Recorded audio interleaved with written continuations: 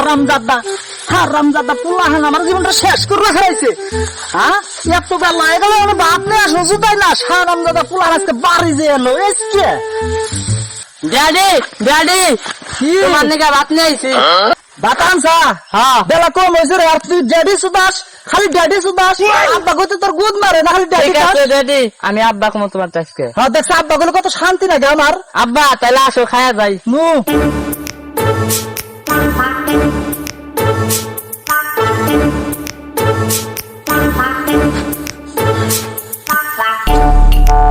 বাজান কি আব্বা?